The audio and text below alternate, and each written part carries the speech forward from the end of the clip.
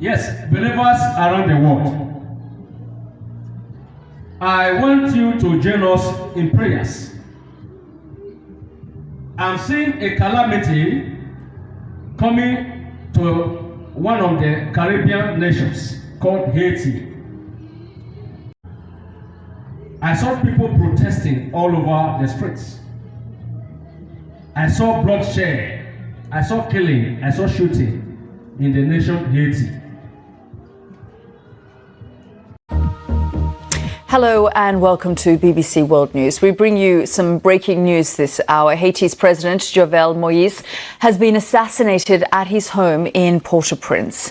The interim Prime Minister, Claude Joseph, says he's now in charge of the country and has urged the public to remain calm. Mr. Moïse's injured wife is also in hospital, he says.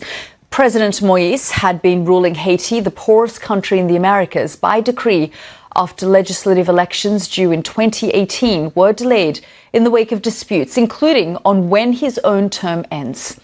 In addition to the political crisis, kidnappings for ransom have surged in recent months, further reflecting the growing influence of armed gangs in the Caribbean nation. And we will, of course, be following that story very closely and bring you more later in the programme.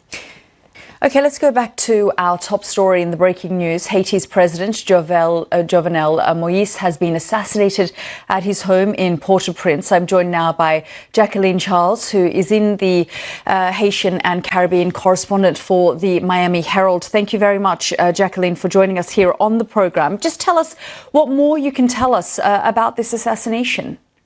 Well, this is a developing story. What we know from the Prime Minister's office is that unknown assailants entered the president's private residence earlier this morning at around 1 a.m. It's time that they've told us. I've been told that it happened earlier, but they shot the president. He was mortally wounded. My sources have confirmed that he is in fact dead, and his wife was shot in the arm. She's currently getting medical care. That's the only thing that we know about her.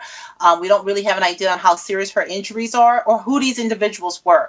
What the Prime Minister's office has told us is that they spoke Spanish. I also know that they were also individuals who spoke English. They claim to be part of a U.S. Drug Enforcement Administration operation. That is not true. And in fact, a high-ranking official in the Haitian government said that these were mercenaries. Now, who paid for them, where they came from, how they got in the country undetected, these are questions that we are all trying to get to the bottom of. Yeah, and Jacqueline, tell us a little bit about Claude Joseph, the Prime Minister. Is he now stepping in? Well, this is the problem. There is constitutional